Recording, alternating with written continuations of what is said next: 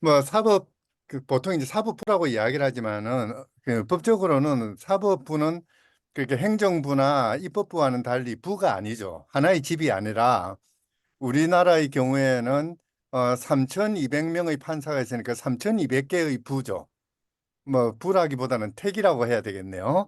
뭐 택이나 당이나 어쨌든 그런 3,200개의 법관들의 모임, 그러니까 뭐 그 사법권이라고 표현하는 게 더 정확할 것 같고요. 그리고 이제 2,600명 정도의 검찰이 있고요.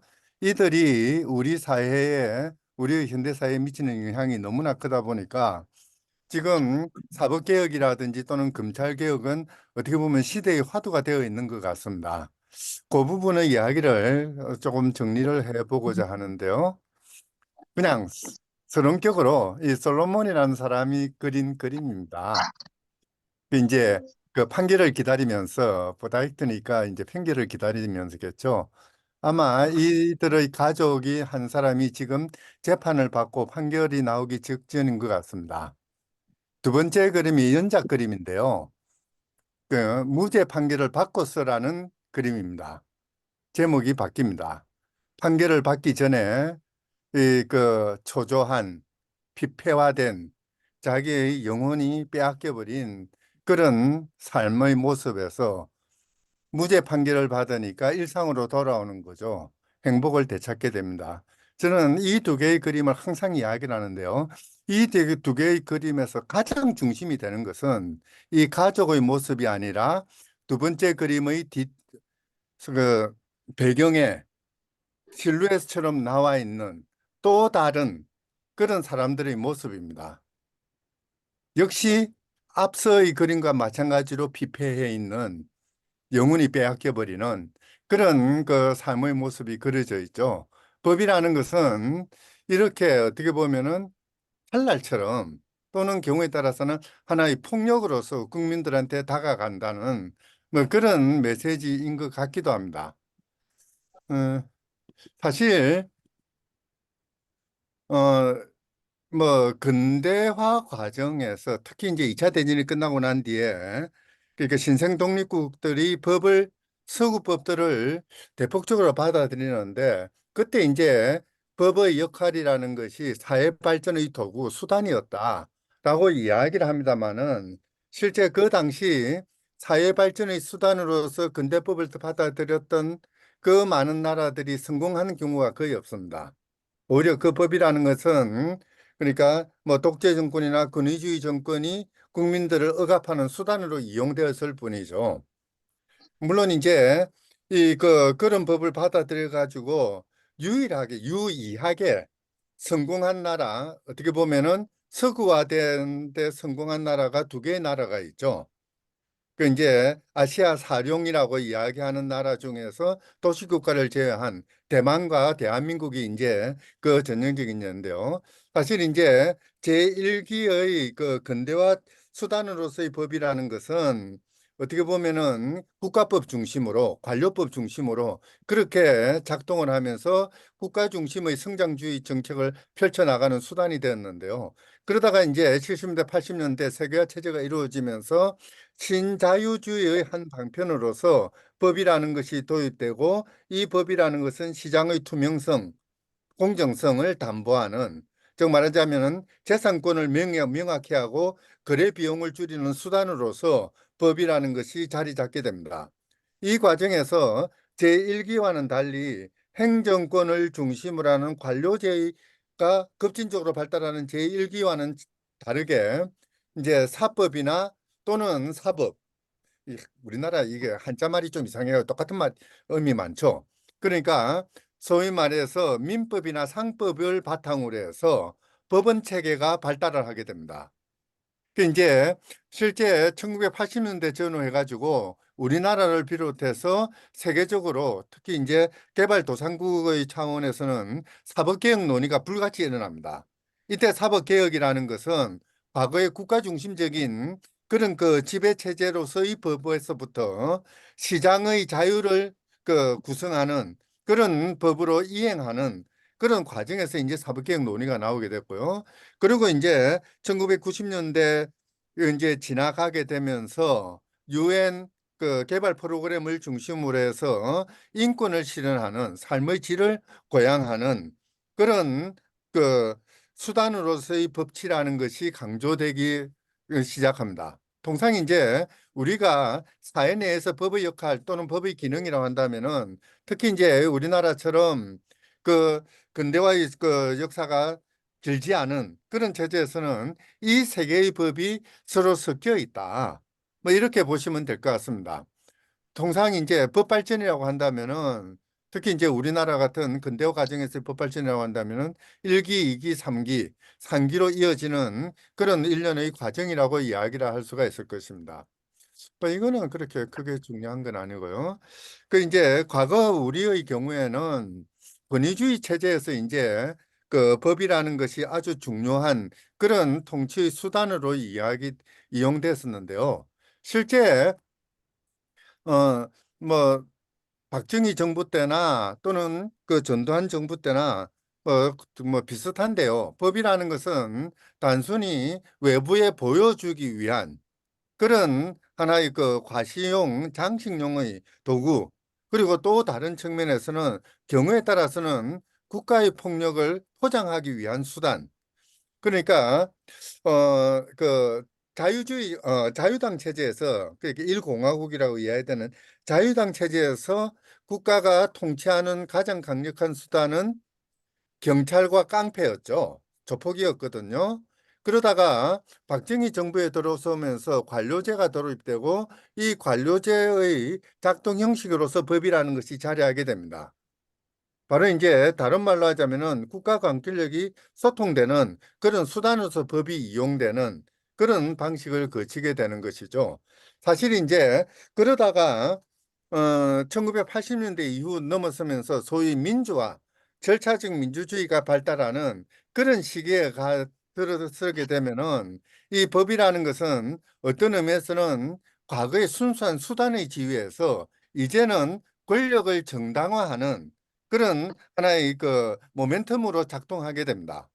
그러니까 권력이 작동하는 단순한 수단의 지위에서 권력을 어느 정도 통제하는 그러나 그럼에도 불구하고 권력의 종속될 수밖에 없는 종속되는 그런 형태가 이루어지는데요. 통상 이제 권위주의 체제에서 이야기하는 법의 지배라는 것은 rule of law가 아니라 법에 의한 지배가 아니라 법의 지배가 아니라 법이 모든 국가 권력에 우월한 그런 체제가 아니라 국가 권력이 우월하고 법은 그것을 그 정당화시켜주는 하나의 수단 내지 형식으로 작동하는 그러니까 룰 바이 로의 형식을 취하게 됩니다. 그 이제 여러 가지 방식이 나오게 되는데요. 어떻게 보면은 그러니까 국가가 사회를 통제하는 방법으로서의 법이 활용되는 거 또는 뭐 경우에 따라서는 그러니까 과거에 깡패들이 휘두들었던 뭐 조금 다른 식으로 표현하면은 중앙정보부나 국정원이나 보안사가 휘둘렀던 그 주먹을 대체하는 수단으로서 그러니까 국가 강권력을 정당화하는 수단으로서 법이 동원되는 체제 또 뭐 경우에 따라서는 법이라는 것이 충성을 확보하는 수단으로 뭐 이제 박정희 정부 때 1960년대 뭐 저 한 10살 정도 되었을 때 많이 듣던 말 중에 하나가 축첩이라는 말이었었거든요. 그러니까 그 이제 어떻게 보면은 국가 기강을 바로 잡는다는 이름으로 법을 내세워서 그러니까 범죄와의 전쟁을 벌인다든지 또는 뭐 경우에 따라서는 그러니까 그 뭐 잘못된 관행들을 수정하는 그런 것들을 하기도 하고요. 또 이제 그 권위주의 체제에서 법을 동원하는 이유 중에 하나가 그 정치 권력과 대등하게 또는 그에 못지않게 권력을 행사하는 자본 권력을 포섭하는 수단으로서 우리는 너희들은 처벌하지 않겠다라는 걸 과시하는 수단으로 법이 동원되기도 합니다. 소위 그 사모법칙이라는 게 있죠. 그 재벌 총수들 아무리 나쁜 짓 해도 3년 징역 5년 그 집행유예 뭐 이렇게 나오는 그런 식으로 해서 면죄부를 던져주는 그런 수단으로 법이 동원되기도 하고요. 또 경우에 따라서는 골치 아픈 문제 있으면은 그냥 여당 야당 싸울 게 아니고 뭐 협상이나 합의를 통해서 처리하는 것이 아니라 그냥 야당은 고소 고발하고 여당은 검찰이나 경찰들을 해가지고 그냥 넘어가는 그런 그러니까 아주 골치 아픈 분쟁이나 갈등을 떠넘기는 수단으로서 사법체계, 이 법이 동원되는 그런 양상들을 거칩니다. 실제 이런 양상들이 우리는 87년 체제에서 민주화되었다고 하지만은 이런 양상들은 아직도 계속되고 있습니다. 그리고 그 과정에서 법원이나 검찰, 법관이나 검찰들은 어떻게 보면 정치 권력의 한 부분을 가지고 와서 자기 것으로 전유하는 그런 모습이 나타나는 거죠.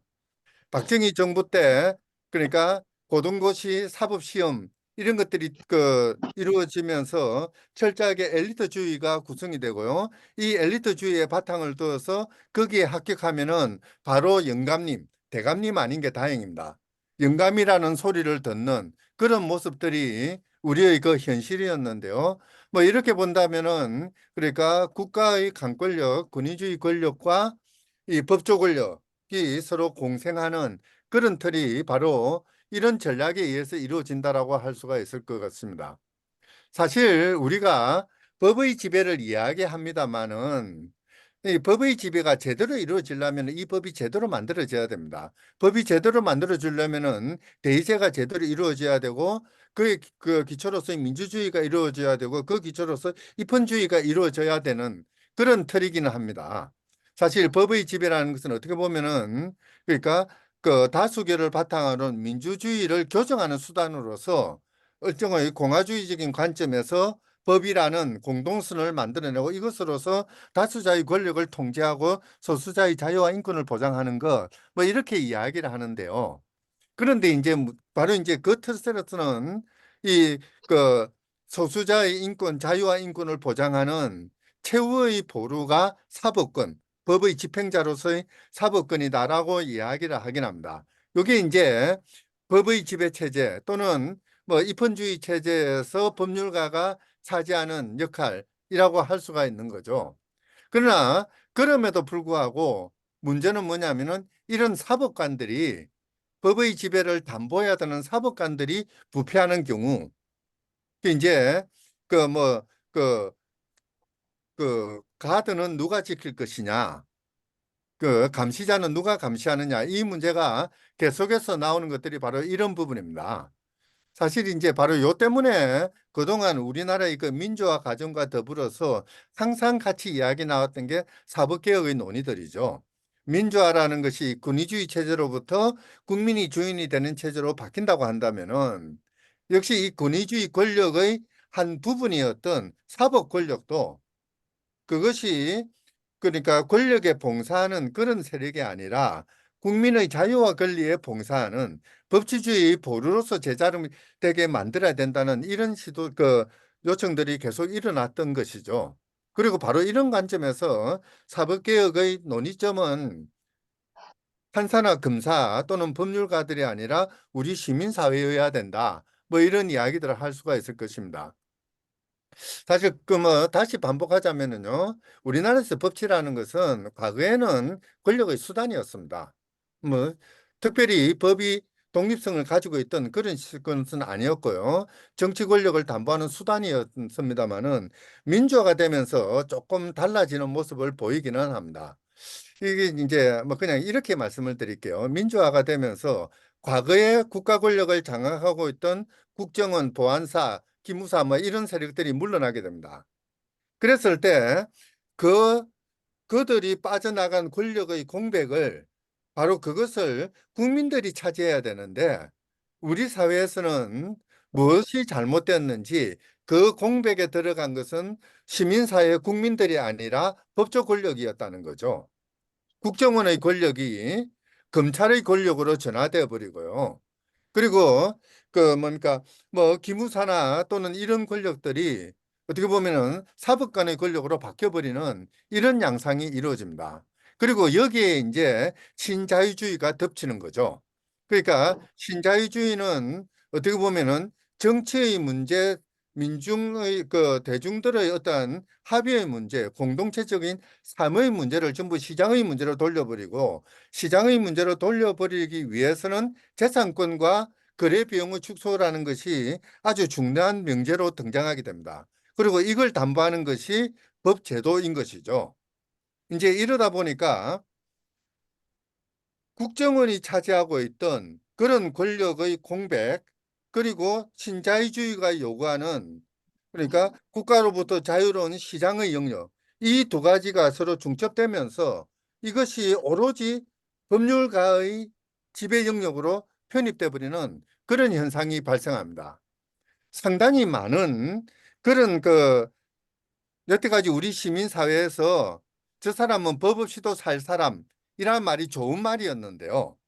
민주화가 되면서 이런 법화의 과정이 진행되다 보니까 좋은 사람, 나쁜 사람 가릴 것 없이 법이 모든 것을 해결해 버리는 그런 상황으로 벌어집니다. 또 하나, 민주화 이후에 급속도로 성장하는 자본 권력은 경우에 따라서는 정치 권력을 대체하는 수단으로 또는 정치 권력과 맞짱뜨는 수단으로 법 권력을 이용하게 됩니다.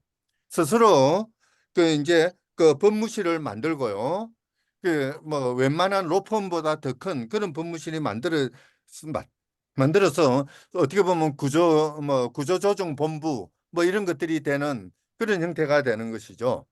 이렇게 하면서 법이라는 것이 과거의 관권력을 대체하는, 그러나 그럼에도 불구하고 여전히 가진 자들의 권력을 통용시키는 하나의 경로로 이용되는 모습을 보여주고 있습니다.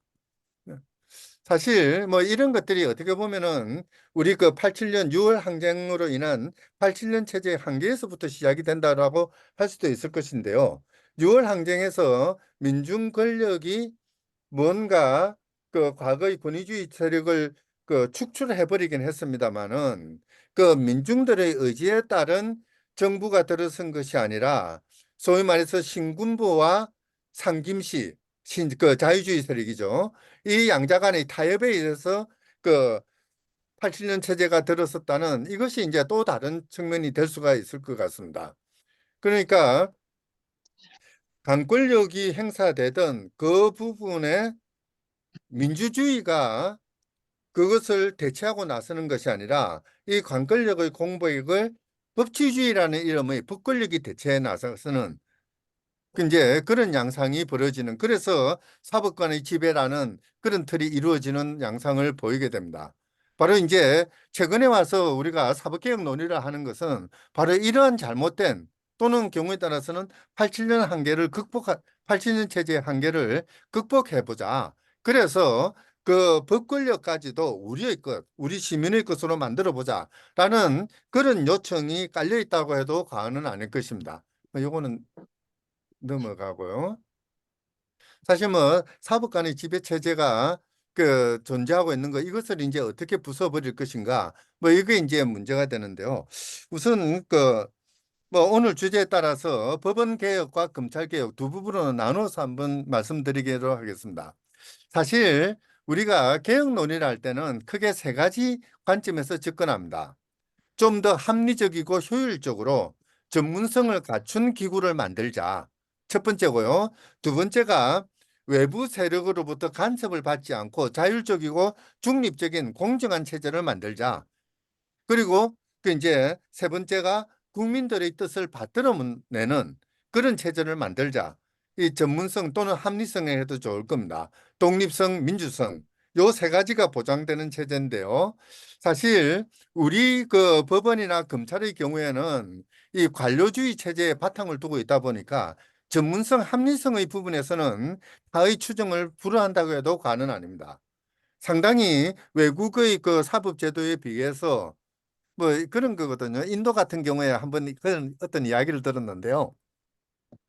그 저 뭐 행사가 있어가지고 한번 만나가 이야기를 들었더만은 인도 펀잡 지역의 어느 마을에 소송을 제기한 지 6년 만에 첫 기일이 열린다는 통보가 왔답니다. 그러니까 그 말이 잔치를 벌였대요. 세상에 우리 문제를 이렇게 빨리 해결해 주냐. 와, 재판이 끝나는 것도 아니고 시작한다는 통보가 6년 만에 왔는데도 그렇다고 했는데요. 우리나라는 만약에 그렇게 6년 만에 왔다고 한다면은 그 법원은 맞아요. 아마 그 더 이상 버티지를 못했을 겁니다. 통상 6개월 아무리 늦어도 1년 안에 해결되는 그만큼 합리적인 그 조직을 가지고 있거든요. 사실 그 지금 이제 문제가 전문성의 부분에서는 우리 법원의 개혁이라고 이야기했을 때는 그러니까 일반 법원 외에 노동법원이라든지 환경법원이라든지 회사법원이라든지 또는 그 지적권 법원이라든지 이런 것들이 필요할 것인가. 이 논의가 제일 먼저 논의가 되고요. 또 하나 모든 그 법원이 그러니까 1심 재판부, 2심 그러니까 고등법원 그리고 대법원이라는 하나의 단일한 기구에 수렴되는 구조를 갖추고 있습니다. 이제 그러다 보니까 대부분의 13명의 대법관들이 모든 문제, 자기가 잘 모르는 문제까지 또 다뤄야 되는 이런 현상이 벌어집니다. 이제 그래서 그러니까 대법원 체제를 그러니까 독일처럼 여러 개의 법원으로 나누는 것은 어떨 것인가? 그러니까 일반 대법원이 있고 또 그 노동에 관한 노동 대법원이 있고 환경에 관한 환경 대법원이 있고 이런 식으로 할 거냐 안 할 거냐 뭐 이런 논의가 지금 야기되고 있는데요. 뭐 그중에서 현재의 수준에서는 그러니까 회사 법원을 만들 것이냐 저는 지금 부산에 있습니다. 그리고 제 고향은 부산인데요. 부산 사람들은 그거 만들자고 지금 야당하고 막 이야기를 하고 있는데 참 착각하고 있는 게 회사 부분 만든다고 꼭 부산에 설치될 이유는 없죠. 하여튼 뭐 그렇고요. 그리고 이제 얼마 전에 윤석열 대통령이 노동법원을 만들자는 제안을 한 적이 있습니다. 뭐 이런 것들은 아주 좋은 제안이라고 생각이 됩니다. 어쨌든 그런 부분들의 그 이야기들이 필요한 것, 그게 이제 전문성을 고양하는 그런 사법개혁의 한 축이 될 것입니다. 사법의 독립성 문제는 사실 뭐 우리의 경우에 그렇게 뭐 여태까지 제도 개선이 상당히 많이 되었기 때문에 지금 현안으로서는 크게 문제되지는 않습니다. 다만 지난 정권 때 있었던 사법농단의 사건 이제 뭐 이런 부분들을 어떻게 극복할 것이냐 뭐 그 문제가 하나 남았었는데요. 헌법재판소가 임성근 전 그 서울중앙지법 차장검 그 판사에 대해서 탄핵 그 소추한 것을 기각한 거 이제 그게 이제 한 가지 문제점일 것 같습니다. 그러니까 그 내부에서 차장 그 뭡니까 그 사장부장이죠. 뭐 그라는 이름으로 후배 법관들의 판결문까지 그 고쳐 나갔던 그런 행태들 이런 것들을 어떻게 극복하느냐 하는 게 하나의 문제이긴 하겠습니다만은 지금 현재는 그렇게 큰 문제는 아닌 것 같습니다. 문제는 이제 민주성을 어떻게 확보했을 것이냐. 13명의 대법관이 모든 것을 다 판단하는 그러나 그렇다고 해서 이 13명이 국민의 대표도 아닌 이런 체제를 어떻게 해 나갈 것이냐. 이게 이제 문제가 되는데요. 통상 그 일반적인 그 이론의 차원에서는 대법관은 국민의 대표자가 아니다라는 것이 그 뭐 기본적인 틀입니다. 대법관은 법의 대표자이지 국민의 대표자인 것은 아니다라고 이야기를 하는데요. 문제는 미국 같은 경우 또는 다른 나라 같은 경우에는 법조인들이 각자 다른 출신 배경과 경력 과정을 거칩니다. 그런데 우리의 경우에는 요즘에 이제 로스쿨이 도입돼서 조금 낫기는 합니다만은 과거에는 사법시험이라는 하나의 시험을 거쳐서 사법연수원이라는 하나의 기관에서 하나의 교육과정과 하나의 교재와 하나의 교육방법과 하나의 평가 수단을 가지고 그 연수를 받아서 법조인이 되는 거거든요. 그러니까 사법연수원에서 1,000명의 법조인을 배출한다고 하지만은 이들은 모두 같은 생각을 가진 하나의 생각을 하는 1,000명의 사람에 불과했던 거죠. 이러다 보니까 현대 사회가 요구하는 다종다양한 그런 그 이해관계들이나 생각들을 법원이 반영하지 못한다는 이런 문제점들이 있습니다. 바로 그 때문에 그 사법의 민주성의 요청은 엄밀히 본다면은 그러니까 각 사회 부분을 대표하는 사람으로 법원을 채우자가 아니라 다양한 생각들을 하는 다양한 출신 배경을 가지고 다양한 경력을 거친 사람으로 하여금 대부분을 구성하게 하자. 그래서 소위 그 뭡니까 그 뭐 50대 서울대 출신 남자 또 판사 출신들만 대법관이 되는 것이 아니라 변호사 출신 여자 또는 뭐 노동운동을 했거나 시민운동을 했던 사람들 이런 사람들도 대법관으로 될 수 있도록 해야 되지 않겠는가 뭐 이런 논의들을 하죠. 그리고 이제 또 하나 논의가 되는 것이 원래 이제 법권은 이제 재판의 독립 뭐 이런 것들이 보장돼야 되는 체계이기 때문에 함부로 국민들이 민주적으로 통제해서는 안 됩니다. 다만 재판에 대해서 국민들이 참여를 하지는 못한다 하지만은 사법 행정에 대해서는 적어도 그 어느 정도의 참여할 수 있는 통제할 수 있는 메커니즘을 만들어야 되지 않느냐. 사실 지금 슬라이드에 나오듯이 우리나라는 대법원장이 거의 제왕의 수준입니다. 엄청난 권력을 가집니다. 이제 사법행정권을 장악하고 있기 때문에 사법행정권을 장악한다는 건 법관 인사권을 장악한다는 것이거든요. 그리고 이 대법원장의 권력을 뒷받침해 주는 것이 법원행정처라는 조직이 있습니다. 이 대법원장은 법원행정처의 도움을 받아서 전국의 3,200명의 법관을 한 손에 장악하는 그래서 3,200명의 법관을 1등에서부터 3,200등까지 줄 세워 가지고 마음대로 인사할 수 있는 그런 권한이 있는 것이죠.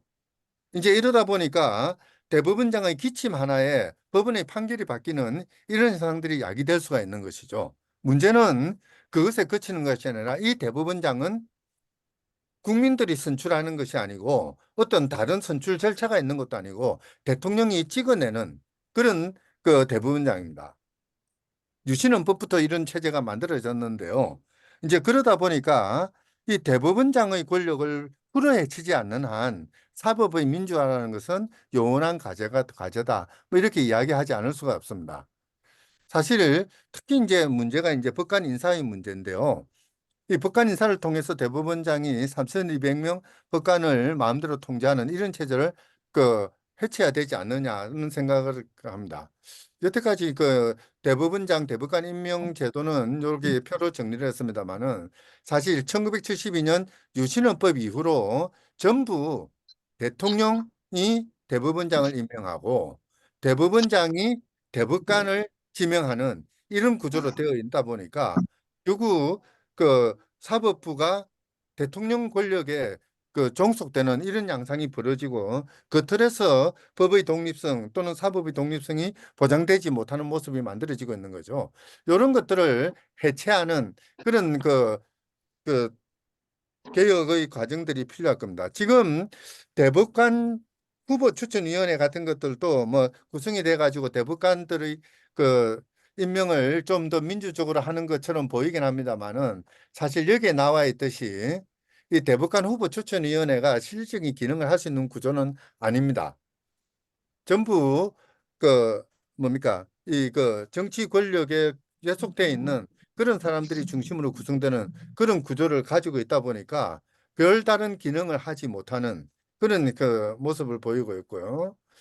그 또나 그 대법원장을 보좌하는 법원행정처는 지나치게 비대해져 가지고 어떻게 보면은 대법원장이 모든 법관들을 통제할 수 있는 아주 강력한 힘을 만들어주는 기구에 불과한 이런 형식이 되고 있습니다. 사실 우리나라처럼 강력한 구조를 가지는 법원 행정처가 강력한 구조를 가지는 예는 제가 알기로는 없는 걸로 알고 있습니다. 비견한 데가 일본인데요. 뭐 우리나라가 일본을 보고 뺏겼으니까 그럴 수밖에 없긴 합니다만은 일본의 최고 재판소 사무총국이 너무 비대해진다는 비판이 엄청납니다만은 우리의 법원 행정처는 그보다 한 두세 배는 강력한 힘을 가지고 있을 것입니다. 이런 것들을 그 깨치기 위해서 일각에서는 법관 선거제를 도입하자 또는 법원장 선거제를 도입하자라는 이야기를 하기도 합니다. 그런데 사실 뭐 선거로 한다고 해서 뭐 적정한 그런 그 제도 개선이 될 것인지는 한번 고민할 필요는 있을 것 같습니다. 미국 같은 경우에는 일부 주가 이제 선거제를 실시하고 있는 그런 체제이긴 합니다만은 일장일단이 있을 것 같습니다. 뭐 요거는 그냥 넘어가도록 하겠습니다. 그 무엇보다 중요한 것은 사법행정을 하나의 합의제 의결기관을 중심으로 해서 좀 더 민주화시킬 필요가 있지 않을까 싶은 생각이 듭니다. 사실 아까 1980년대 이후로 사법개혁이 바람이 불었다. 뭐 전 세계적으로 바람이 불었다도 과언은 아닌데요. 신자유주의의 흐름과 딱 그 맥을 같이 합니다만은 그 과정에서 전 세계적으로 보편적으로 일어나는 현상 중에 하나가 법원 행정, 사법 행정만큼은 그러니까 대법원장이나 특정한 사람들이 통제하는 것이 아니라 민간이 참여하는 그런 구조 속에서 통제되도록 하자라는 것이 기본적인 틀이었습니다. 프랑스나 이탈리아 같은 경우에는 그러니까 그 이제 뭐 법관 노조 대표, 검사 노조 대표 또는 변호사 대표, 시민사회단체 대표, 정당 대표, 의회가 선출한 사람 이런 사람들이 중심이 되어 가지고 그 이제 사법행정위원회를 만들고 그 사법행정위원회가 법관 인사나 범급까지도 결정하는 그런 구조를 가지고 있는 거죠. 어쨌든 이런 식의 구조를 만드는 것도 우리 사법 개혁의 한 과정일 수 있을 것이다 라는 생각을 합니다. 뭐 이거는 그냥 다른 나라의 경우는 그냥 시간이 없으니까 넘어가도록 하겠습니다. 검찰의 경우는 정말 교수님 심각해. 잠깐만요. 한 교수님 잠깐만. 지금 시간이 30분이 좀 지났거든요. 어떻게 한 5분 정도의 정리가 될까요? 10분만 주십시오. 네. 그럴까요? 네, 알겠습니다. 네네. 검찰 네. 개혁은 아주 중요한 문제입니다. 과거 네네. 김대중 대통령이 대검을 찾아가 가지고 검찰이 바로 서야 나라가 바로 선다. 맞는 말입니다. 근데 일부에서는 틀렸습니다. 검찰이 바로 서려면 정치가 바로 서야 됩니다. 검찰인 검찰 권력은 바로 정치에서 오는 것이거든요. 그러니까 정치가 바로 서지 않으면 검찰은 바로 서지 않습니다. 뭐 그 슬라이드 다 가지고 계시니까 그냥 보시면 될 것 같은데요. 우리 역사, 검찰의 역사 기본적으로 일제 체제에서 식민지 통치 수단으로서 도입됐던 검찰 구조가 그대로 지금까지 이어지고 있다라고 해도 과언은 아닙니다. 사실 검찰은 과거에 비밀 경찰이 차지하고 있던 중앙정보부나 안기부 이런 것이 차지하고 있던 권력을 그대로 이어받은 또 다른 그 권력이죠. 그 이제 뭐 그런 점에서 상당히 문제가 있는데요. 사실 검찰이 가지는 권력은 엄청나게 많습니다. 형사사법권 일체를 독점하고 있고요. 뭐 수사권 요즘에 이제 검경수사권 조정 때문에 조금 달라지긴 했습니다만은 수사권 그리고 이제 뭐 경우에 따라서는 비사실 공표를 통한 어떤 선제적인 수사, 공세적인 수사까지도 가능하고요. 구속 여부 그리고 이제 기소 여부 또는 뭐 경우에 따라서는 지금 또 뭐 제도는 달라졌습니다만 여전히 검사가 작성한 조서가 법정에서 가장 유력한 증거로 활용되고 있는 그런 현상. 뭐 한마디로 말하자면은 검사가 그러니까 어떤 피의자, 피고인의 유무죄에 대해서 결정적인 역할을 하는 그런 구조를 가지고 있습니다. 뿐만 아니라 검찰을 견제하는 가장 적절한 국가기관은 법무부입니다. 검찰청은 법무부 외청이거든요. 외청 조직이라는 것은 그 권력의 독립성을 보장하는 것이 하기 위한 방식이기도 하지만은 동시에 본청과의 관계에서는 본청이 외청을 견제함으로써 독립된 외청의 권력이 지나치게 과대해지지 않도록 해야 되는데 우리나라의 경우에는 아주 재밌는 게요. 이 법무부 자체가 본청인 법무부 자체가 검사에 의해서 지배되고 있습니다. 법무부의 가장 주요한 요직 장관에서부터 차관, 뭐 국장, 실장, 과장 이 모든 조직을 검사들이 차지하고 있습니다. 이러다 보니까 어떻게 보면은 검찰을 통제해야 되는 법무부가 검찰의 식민지가 되어 있는 이런 상황이 벌어지고 있죠. 뭐 바로 그런 것 때문에 지금까지 특히 이제 지난 정부에서 이제 검찰개혁위원회를 만들어가 검찰개혁 의제들을 많이 이야기를 했었는데요. 뭐 이런 이야기들이 이제 계속 나오고 있는 것도 어떻게 보면 우리나라의 검찰은 그 막강한 권력을 가지고 있음에도 불구하고 어느 누구도 통제하지 못하는 이런 구조를 가지고 있다. 그걸 어떻게 하면 깨쳐버릴 것인가? 그 논의들이 집중되어 왔습니다. 검찰개혁위원회 요거는 이제 대검에 설치됐던 건데요. 검찰개혁위원회에서도 이런 개혁 의제들을 제시했습니다마는 제대로 마련되지는 못했습니다. 사실 뭐 몇 가지 이야기를 할 수는 있을 건데요. 검찰을 견제하는 또는 검찰의 기소 독점주의를 깨쳐버리기 위해서 공수처를 만들자. 뭐 만들긴 만드는데 지금 엉망으로 만들어가 있어나마한 조직이 돼버렸죠. 그다음에 이제 검경 수사권 조정이라는 게 또 하나의 축이 됐고요. 가장 중요하게는 법무부가 검찰청을 통제하고 견제하는 본청으로 기능할 수 있도록 법무부에서 검찰을 다 빼버리는 탈검찰화 이게 있고요. 또 이제 수사 준칙을 제대로 만들어 가지고 그 이제 법으로서 검찰의 수사권 또는 기소권을 통제하는 그런 방식들 필요하고요. 더 나아가서 검찰 과거사 청산의 문제들도 있고요. 뭐 김학의 사건이나 뭐 많죠. 또 경우에 따라서는 검찰 조직 문화를 개편하는 거. 검찰은 검사입니까? 검찰의 상징이 칼이죠. 뭐 한동훈 씨 보고 옛날에 뭐 조선 제1검 검찰이 왜 무사해요? 문관이거든요.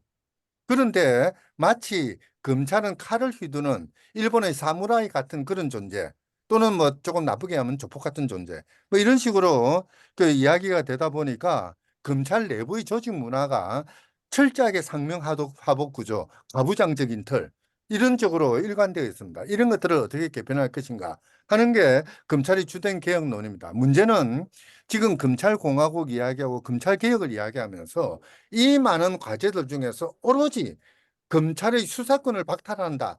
여기에만 집중하고 있다 보니까 검찰 개혁이 어느 세월에 이루어질지 알 수 없는 상황이 돼버리고 있습니다. 아주 깝깝한 수준인데요. 뭐 법무부의 탈검찰화 같은 것들은 너무나 시급한 과제인데 지금 제대로 이루어지고 있지는 않죠. 지금 법무부에서 수행하는 업무들이 엄청나게 많거든요. 국가를 대신해서 그 민사재판, 뭡니까, 행정재판을 해야 되고요. 인권 문제 담당하고 있고, 거기에 더 나아가서 교도소 같은 거, 이런 것도 하고요. 출입국 관리하고, 외국인 노동자 관리를 법무부에서 하거든요. 이 많은 것들을 검사들이 다 장악하고 있어서는 안 되는 것이죠.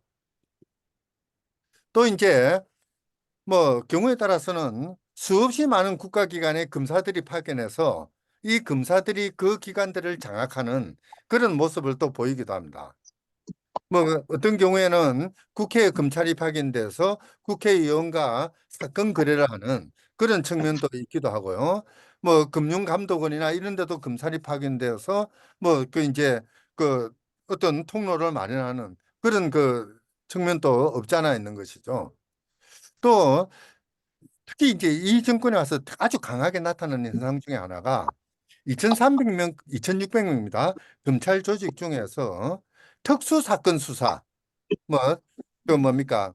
뭐, 그 이재명 수사는 대표적인 경우죠. 그런 것들을 위해서 일반 형사부에 근무하는 검사들을 대대적으로 차출해 나갑니다. 보통 지금 일반 검사들이 한 달에 처리하는 사건이 세 자리 숫자거든요. 100건, 200건입니다. 그런데 같이 근무하던 사람이 특수수사를 한다고 차출돼 나가면은 그 사람 사건을 다른 검사들이 다 맡아야 되는 거죠. 이러다 보니까 차출돼 가는 사람은 기회죠. 승진될 수 있는 그런 기회를 누릴지 몰라도 그 주변에 있는 사람들은 그 사건 무더기에 파묻혀 가지고 아무것도 못하는 이런 상황도 벌어지고 있습니다. 뭐 이런 것들을 고쳐 나갈 필요가 있는 거죠. 과거사 네, 청산은 못 넘어가고요. 그 외에는 좀 보시면 될 것 같은데요. 이 네, 지금 너무 이야기가 많아서 그러네요. 네, 예. 그 참고로 그냥 검사장 직선제 논의가 많이 나오고 있는데요. 예, 몇 가지 좀 정리를 해봤습니다. 그 미국에서 이제 검사장 직선제가 도입되어서 그, 처리되고 있는 경우도 있는데 뭐 검사장 직선제 같은 경우에는 수사권 조정이 이루어지지 않는다는 전제에서는 한번 고민해 볼 필요는 있을 것 같습니다. 검사가 수사권을 행사한다면은 검사장을 주민들이 선출함으로써 마치 교육감을 주민들이 선출하듯이 그렇게 해서 검찰 권력이 남용되지 않도록 막는 그런 틀을 마련할 필요도 있을 것 같습니다. 그냥 너무 욕심을 부린 것 같은데요. 저 정도 이야기하고 뭐 네, 같이 논의하는 과정에서 다시 또 설명드리도록 하겠습니다. 네, 감사합니다.